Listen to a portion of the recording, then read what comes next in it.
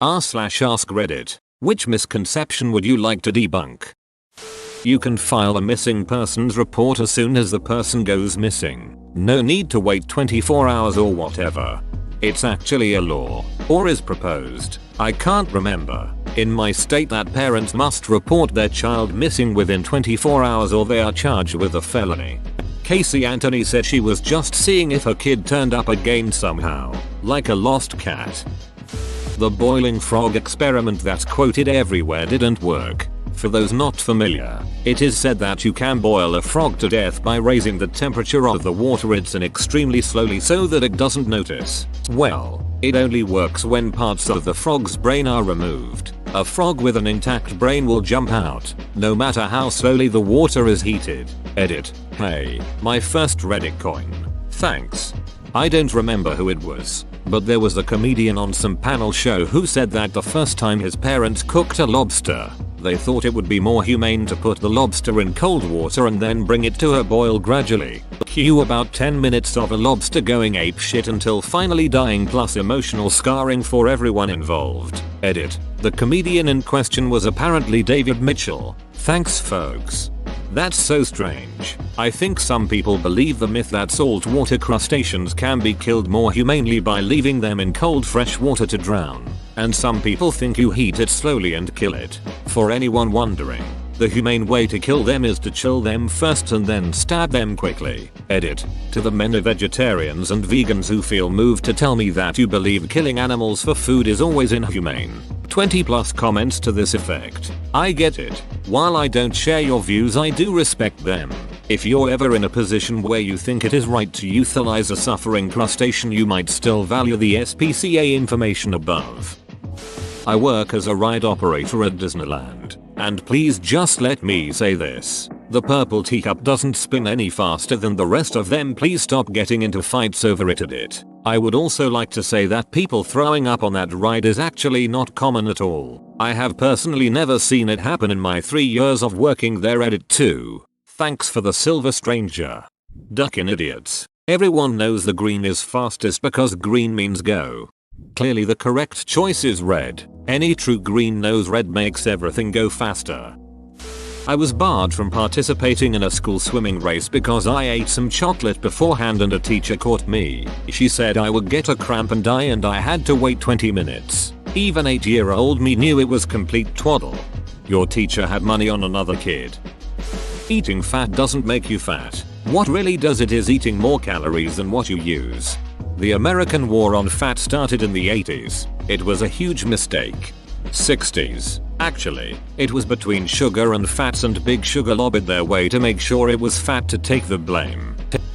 When you have an IV cannula inserted, a needle is used to insert the cannula, but then the needle is removed and you're left with a tiny thin plastic tube in the vein. I think 50% of my patients don't realize there's not a needle in their arm for hours, days on end. I wish the nurse would tell this after inserting the thing. I was 10ish when I first had to spend time in a hospital. The cannula hurt and I was certain I had a 5cm needle in my elbow pit and was terrified to bend my arm. Only a year ago, at age 25, I was told that there is no metal needle left in the arm. How am I supposed to realize if I am never told? And then on top of that we get to be made fun of for not knowing this obvious thing that really isn't that obvious to someone who doesn't have direct experience with it. This applies to all fields. Hey, I'm a pediatric nurse. I make sure to explain this to kids. I reckon it makes things easier for everyone. The McDonald's coffee lady didn't exaggerate. Mrs. Liebeck was not driving when her coffee spilled, nor was the car she was in moving. She was the passenger in a car that was stopped in the parking lot of the McDonald's where she bought the coffee. She had the cup between her knees while removing the lid to add cream and sugar when the cup tipped over and spilled the entire contents on her lap. The coffee was not just hot, but dangerously hot. McDonald's corporate policy was to serve it at a temperature that could cause serious burns in seconds. Mrs. Liebeck's injuries were far from frivolous. She was wearing sweatpants that absorbed the coffee and kept it against her skin. She suffered third-degree burns, the most serious kind, and required skin grafts on her inner thighs and elsewhere. Liebeck's case was far from an isolated event. McDonald's had received more than 700 previous reports of injury from its coffee, including reports of third-degree burns, and had paid settlements in some cases. Mrs. Liebeck offered to settle the case for $20,000 to cover her medical expenses and lost income, but McDonald's never offered more than $800, so the case went to trial. The jury found Mrs. Liebeck to be partially at fault for her injuries, reducing the compensation for her injuries accordingly, but the jury's punitive damages award made headlines, upset by McDonald's unwillingness to correct a policy despite hundreds of people suffering injuries. They awarded Liebeck the equivalent of 2 days' worth of revenue from coffee sales for the restaurant chain.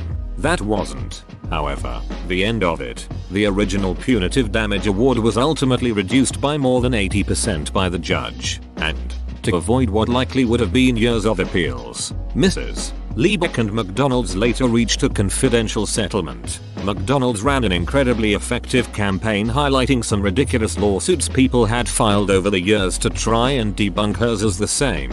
The brutality of her injuries alone is unbelievable. Your article is modest. The coffee melted her vagina. There is no specific Plymouth Rock, but there is an enshrined rock that someone basically picked out and people pilgrimage to. Most boring landmark ever. And it's been replaced more than once from what I remember. Curing cancer isn't going to be a single eureka moment and bam, cancer is gone forever. There are tons of different types of cancers, with different genetics and epigenetics playing into how they develop. There seem to be people out there who think Big Pharma, trademark sign, is sitting on some magical cure that they're holding out on because they want to sell treatments. To even suggest that there's one catch-all cure is so reductive of what cancer is. It's not really one disease. It's tons of different ailments with different symptoms that happen to share some commonalities in the way the cells divide and spread. Ducking, thank you. The amount of people I've just wanted to slap in the back of the head for saying I know they have a cure gives me nightmares.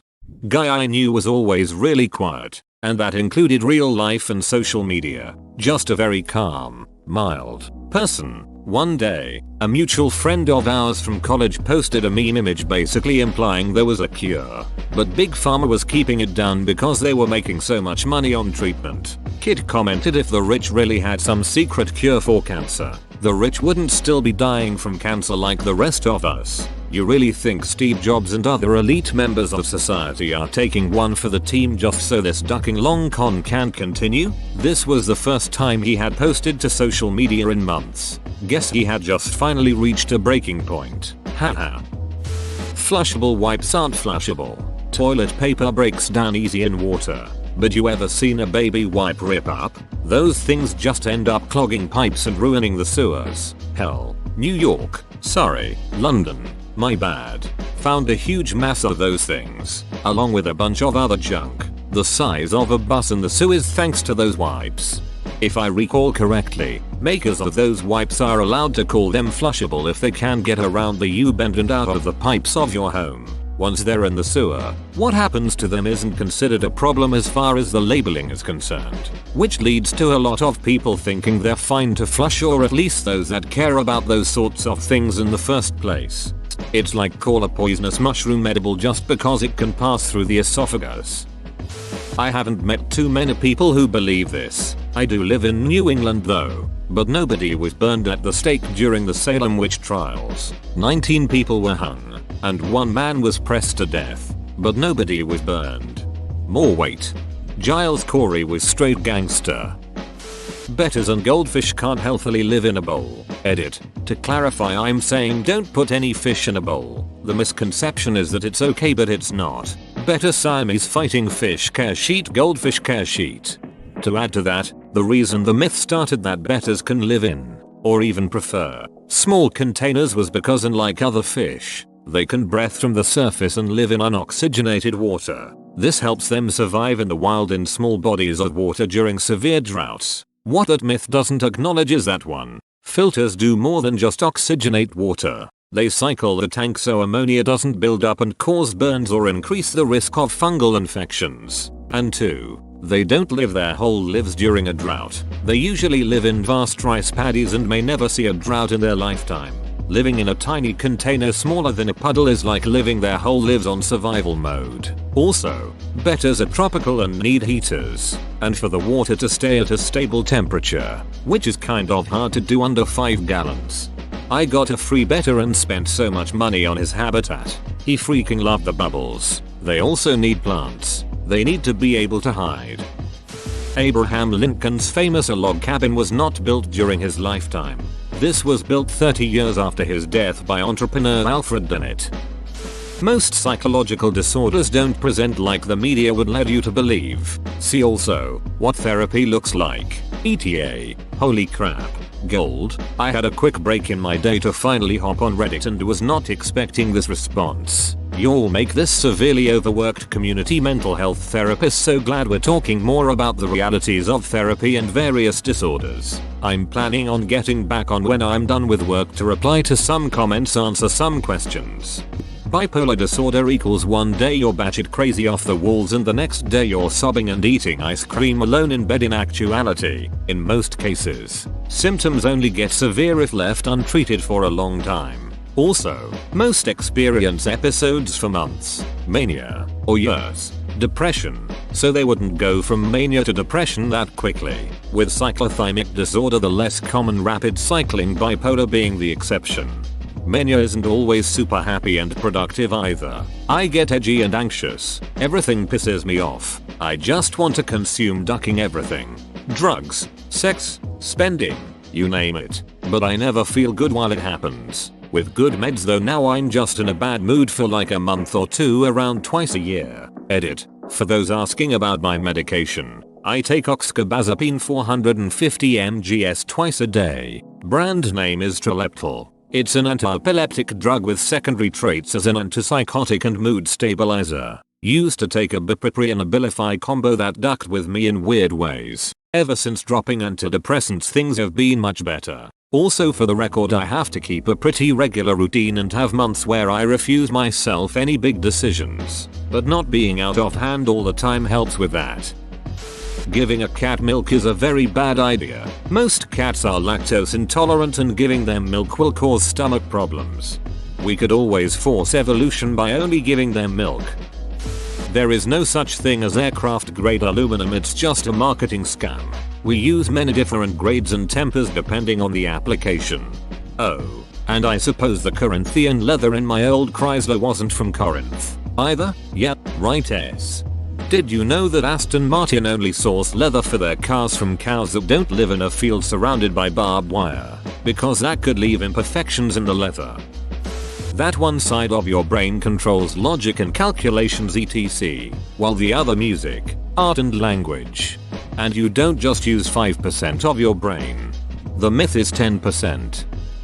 That few people lived past their 30s in the Middle Ages or some other ancient era. This misconception arises because of an automatic and incorrect assumption people make when they hear the statistic the average life expectancy was 35 in the Middle Ages. In reality, there have always been lots of people who lived to 70 plus years old in all societies. The difference was that in the Middle Ages there were many childhood diseases that caused a much higher childhood mortality rate, which skews the numbers much lower. If you survived childhood, there was a very good chance you would make it into your 60s plus. I think there's another misconception about this misconception that people regularly lived just as long as they do today. We still live longer than in the past, but not as extreme as it seems when looking at an average. Not quite true. 50s 60s was probably normal. 70 plus would have been very rare. This would have been even more pronounced in the poor compared to the wealthy. The teddy bear was named for a bear that Theodore Roosevelt spared on a hunting trip. However, he didn't exactly spare it, and it wasn't exactly out of mercy. There was a professional trapper slash tracker slash hunter dude with him whose job was to find a bear for him to kill. However, the bear he found was so pathetic looking that Roosevelt just didn't think it worth his effort. The trapper dude just cut its neck open instead. And Teddy Roosevelt hated being called Teddy. Yep, he prefers Daddy. The myth: Napoleon was really short. The truth: he was actually average height, or even a little bit above average height. How did it come about? The archaic French measurement used stated he was around 5 feet 3. when in actuality that translates to about 5 feet 7 in today's measurements, which was average for the time. There are several factors that combine to create this myth. Discrepancy between the French pied and English foot, the former being about 3–5% larger. He was typically surrounded by members of the old guard, which at a minimum height requirement of nearly 6 featuring. He was nicknamed Le Petit Caporal in reference to his habit of mingling with common soldiers, not his physical size. The English thought it was funny. This is probably the most significant one. Also, his lifeguards had to be over 6 feet, so he was always around people much taller than him. You don't have OCD because you like things organized or clean. OCD is horrible and debilitating, and it's a lot less fun than feeling satisfied when things are organized. Edit. Wowie. Silver. Thanks guys. I'm glad to see this resonate with people. I was diagnosed last year and it made so many things make sense in my life. Treatment was good, but I still have to manage it. Hope you all get help if you need it. Red heart. Additionally, you don't have bipolar disorder because you occasionally are moody. You don't have depression because sometimes you're a little sad. You don't have anxiety because you get stressed during normal, stressful periods. etc.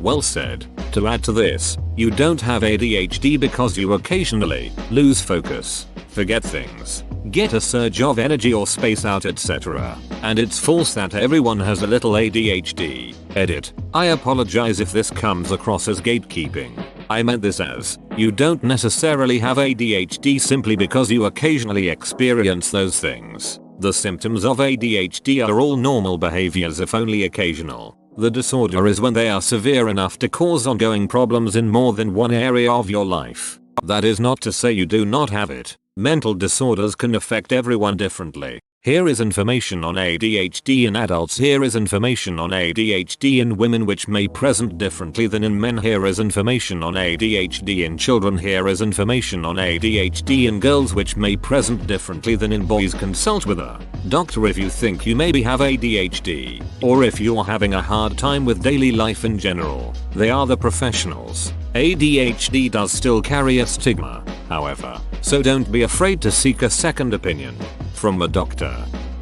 I didn't actually shit my pants in 4th grade. Garrett put a barbecue sauce packet in my chair before I sat down. That's not what I heard. I'm so sick of your shit, Garrett.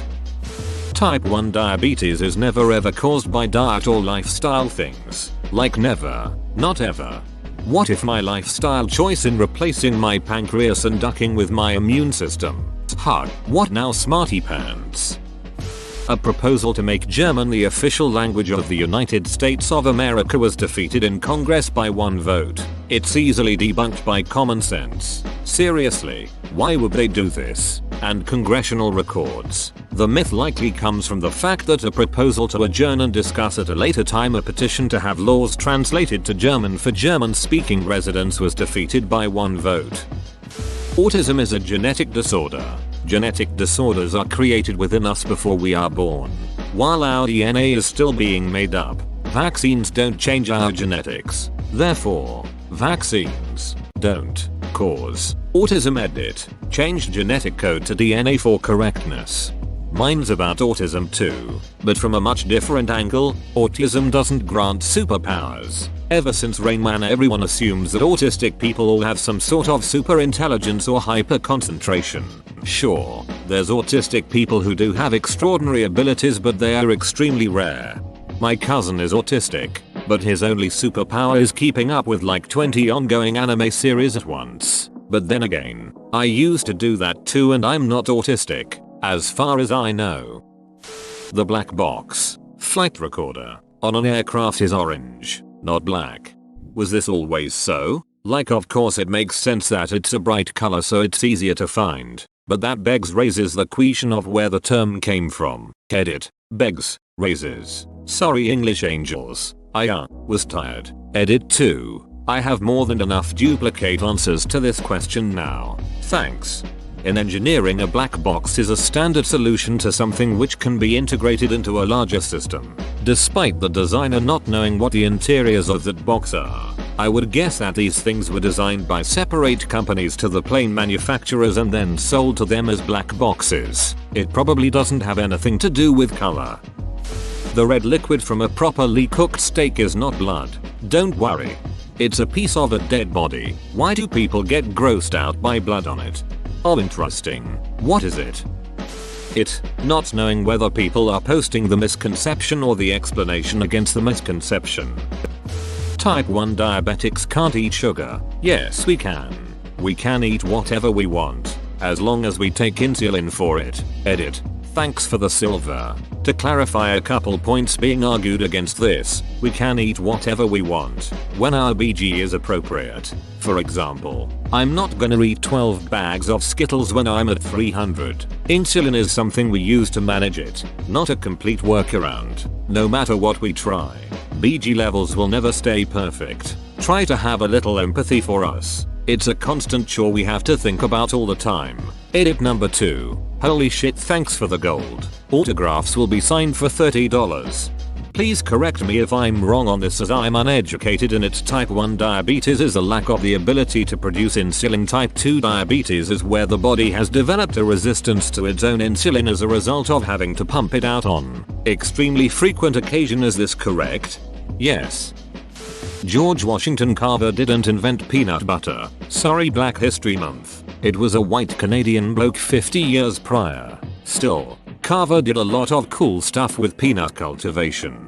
To add to this, Carver's work was so much more complex than merely inventing peanut butter. As great as peanut butter is, he worked hard to create and promote products and food recipes that involved peanuts and sweet potatoes because 1. Those were cheap, hence more readily available to poor farmers, and 2. They were better for the soil, which had been stripped of its nutrients in his home area by cotton farming. He wasn't just some guy who put peanuts on food. He was a professor, an agricultural scientist, and an environmentalist. But even better, it was a black slave who taught Jack Daniels how to make whiskey. Depressed people don't feel sad. The most common feelings when depressed are numbness, nothingness, and extreme boredom. Things that used to feel fun and exciting are now just boring. The public misconception that depression means feeling sad all the time pisses me off, because people spend months or years wondering what's wrong with them instead of seeking professional help. Edit. To answer some questions, perhaps I went a little extreme with saying that depressed people don't feel sad. It's just not the primary feeling of depression. Depression presents differently in different people. Depression is a set of symptoms, not a singular diagnosis. I've heard scientists believe there are at least 5 different causes, or different types, of depression. Some people might feel sad almost none of the time.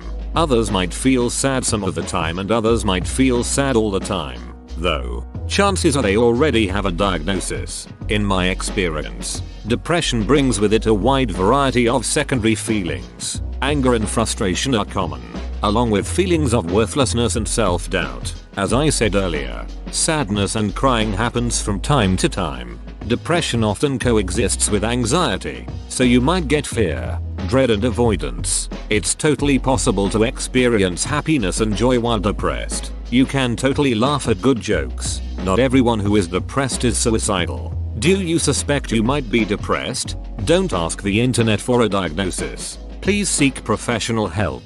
In most countries, your GP, aka family doctor, is usually the correct entry point for an initial diagnosis and connecting to the right professionals. Edit 2. This has been brought up a few times. If your doctor isn't helping, you can shop around and ask for second or third opinions, or bypass the doctor and go directly to a counselor, therapist, or psychologist.